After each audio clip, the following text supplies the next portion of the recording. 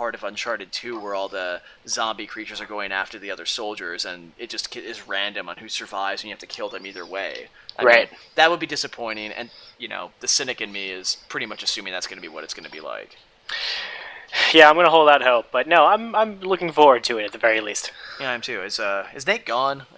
No, I'm not gone. Okay. I'm just waiting till we talk about Ellen Page's forehead. Oh, okay. Her 5 head, you mean? Yeah, or 10 head. Yeah, even. This chick. So I don't know. I just thought it was interesting that out of all the things they could have done with, and I'm sorry guys, I wish I had some video of this. I wasn't prepared. Once again, I apologize. But what they took her forehead. I mean, Ellen Page has a huge fucking forehead. It's huge. It's monstrous. You could paint the Sistine Chapel on that fucking thing. I love that me and Joe are talking all in depth about the possibilities for this game, and Nate's just focusing on Ellen Page's forehead. I'm not a complex guy, Alex. Well, it's a really big forehead. It is a big forehead. Yeah. They're very. You don't need a lot to keep me amused. And that forehead has kept me amused since Juno. and so I'm looking at this trailer, and basically, they switched up the model, and you could still tell it's her, but they made her forehead much more Cro-Magnon and much larger. They also made her look a lot younger and more innocent, which the character in that first trailer didn't seem like she was supposed to come across that way, which this could end up being a detriment, honestly. Just pay the rights to Ellen Page's people, guys. Come on. You're a Naughty Dog. You have money. I was much more interested in the game when she looked like Ellen Page. Or just fire Ashley Johnson. No, just fire Ashley Johnson and recast the role, which actually you probably couldn't do, but whatever. Yeah, honestly, I don't know. Yeah. But I will say this. That thing is so freaking big at this point. It could be a stunt double for the Crystal Skull in the last Indiana Jones movie. Oh, nice. Nate is That's so all obsessed. I'm saying. But it's huge. Yeah. Okay, well, should we move on to 4? I've gone off the rails. You can do whatever you fucking want. Let's move on to Halo 4, because I feel like that this is more Joe's thing. I mean, Joe, are you looking at the details of the limited edition? Because I know that you're the guy who's the whore for limited editions. No, I'm totally. Would this to come out on PS3? Probably. But this is basically my other problem with these video games, is why I haven't played a lot of Diablo or Halo or Call of Duty, which we'll also get to. Yes. There are some of these really big shooter franchises that I just can't get into, and Halo's definitely been one of them. Not having an Xbox certainly, hindered that ability to get into it. But now it's at the point where I don't know. I just see Master Chief fighting aliens all the time, and it's not anything I'm gonna get real excited about. But even saying that, well, let's just say thank you, Scotty D. Yeah, let's just say that you had a 360 and that you were into the Halo franchise. This, we can assume correctly, is something you would have you'd pre-order by now, right? This is what I'm gonna say to this. I don't own an Xbox. I don't like Halo. The limited edition still looks really cool to me. You'll just get it anyway. For the hell I still want to get it. That's okay. And I'll say this about the Halo series: I'm very excited for Halo 4, and it is one of the only first-person shooters on the market where the campaign has stayed as relevant as the multiplayer. Yeah.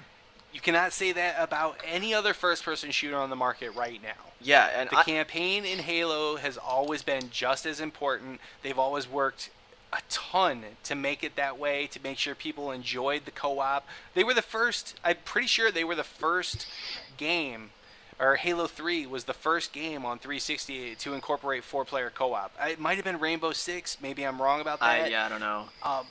But I'm almost positive. If I'm wrong, fine, I'm wrong. But they did it the best, definitely. I gotta agree with you. I never played. I played the first level of Halo 3 at a friend's house, but I've never had a 360. And that's a whole other story. But I loved the first 2 Halo games on Xbox. They're really solid games. Except the library level. Fuck that level. That level's awful. But besides that, first Halo. Are you talking about where you encounter the flood in Halo 2?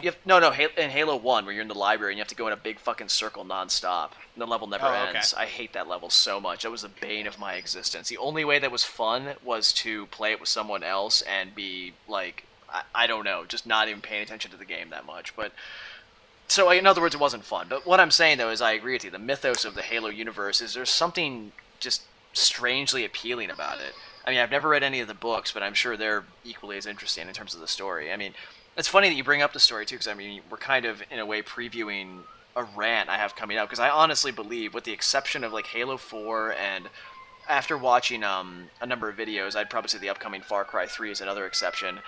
Story in straight up first person shooters, like not the RPG shooter hybrids, but just regular shooters like Halo, story is, as far as I'm concerned, dead. Or dead and dying. It's just not relevant anymore. And I think that Halo, like you said, is one of the last vestiges of that. And I think that we can honestly see the sort of transition even in Halo 4 when we're like hearing about this story-driven multiplayer experience that they're really touting quite a bit of in these multiplayer details. That shows that they are taking resources away from the campaign to work on the multiplayer. I think that's just the way things are going with shooters these days, and frankly, it makes me kind of sad. Yeah, it's who the hell is there like a murder in one of your guys' neighborhood? I think that was Joe. I just picked that up and I muted myself just to make sure that was someone's dying. It's fine. No, but and you're absolutely right. I totally agree with you. And the fact that Bungie, I used to be worried that Bungie wasn't going to be handling Halo 4. After playing the Anniversary Edition of Halo Combat Evolved, I don't think Microsoft could have gone with a better studio than 343 to continue this series. I mean, if the franchise had to continue, I'm glad it's 343 because it seems like they get it. Yeah. From watching the multiplayer trailer and watching what they're doing with Halo 4 so far, I mean, granted, we don't have any story details as of yet, but I don't even think it's so much about what the story of Halo. I mean, because some of it's pretty derivative. You know, some of it's not the most original. There's just something about being John Wayne in space, dude. Yeah. That you can easily get behind. It's easily accessible. It's easily palatable, and for some reason, the monks. I mean, the monks just catch you, and you're like, okay, I'm me and the chief are gonna go whoop somebody's ass. And I might bring 4 of my friends. Just well, yeah, it kind of worries me though that we're gonna be seeing shorter campaigns in the Halo games now. I mean, because like wasn't like Halo 3 ODST like a 4-hour game? I mean, granted, the game.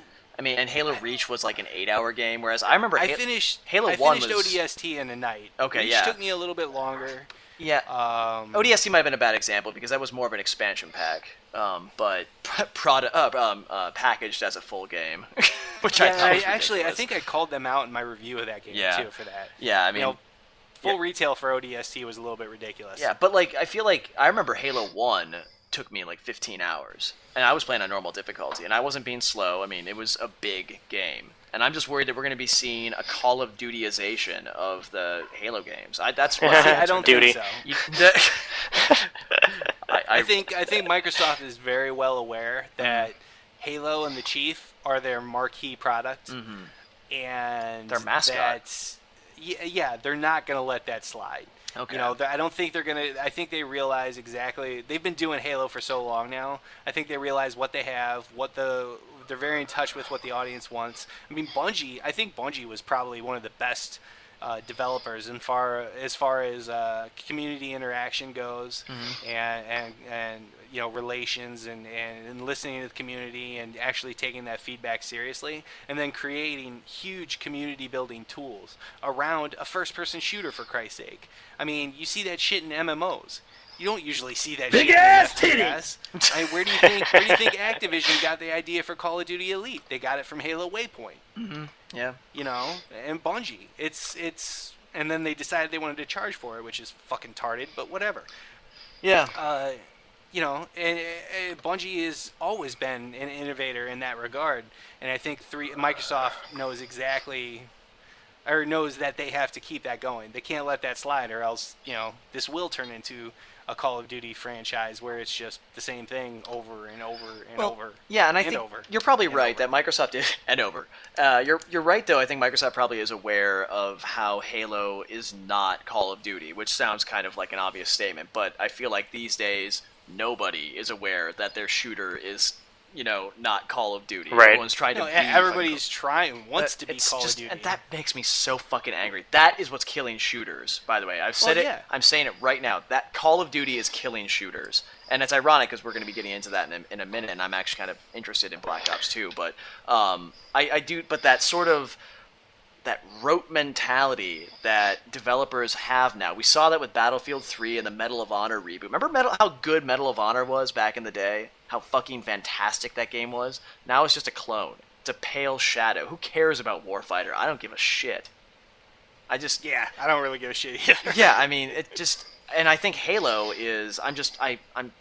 you're right. I'm actually be very optimistic about Halo 4. I'm willing to bet Microsoft is smart enough to know that they have something different that will still sell as well, most likely, as the next Call of Duty. Maybe not as well, but close to it. I mean, the Halo franchise is so ingrained in our cultural, in our cultural subconscious, or what have you. I don't even know if that makes sense, but whatever. No, it makes sense. It's a zeitgeist. You'd be very hard pressed to walk down the street and ask somebody under 30 if they knew who Master Chief was and have them say no. Yeah. It's reached that status. Yeah. Even so at this point, Microsoft doesn't have to try to be anything. Yeah, with they Halo, just have to continue putting out a quality product. Yeah, and that will be nice. enough. I'm sure having that kind of freedom is nice. Well, and as opposed to other shooters who are just like, Yeah. we got to be as close to Call of Duty as possible, or we're not going to fucking sell. Well, yeah, and the fact that there are some shooters out there that are going against the grain is great, but the number is shrinking. I can't think of a non-military, modern military, or near future military related first person shooter that's coming out in the next 12 months besides this and Far Cry 3. I mean, I'm willing to be corrected on that, but I can't think of one. I don't know of one. Borderlands 2. That's not a shooter. That's an RPG. That's an Ah. RPG. No, it's no. Listen to me. It straddles genres. It straddles genres like a hooker on like a stripper picking up a $5 bill. Listen to me. Though what I'm saying, I made the qualifier earlier that I'm only talking about straight up first person shooters, not hybrids. I mean, because then I would include Deus Ex in the conversation, and that was like, I would say in retrospect, the best game of last year. But Borderlands is definitely a shooter, but it's also definitely an RPG. Far Cry 3, there's nothing RPG-like about it, really. It's just like an open-world shooter. Halo 4, nothing RPG-like about it, except maybe in the multiplayer. It's just a straight-up shooter. Those are the only two I can think of that are story-driven and have nothing to do with modern military that have story modes. Yeah, I'll give you that. All right.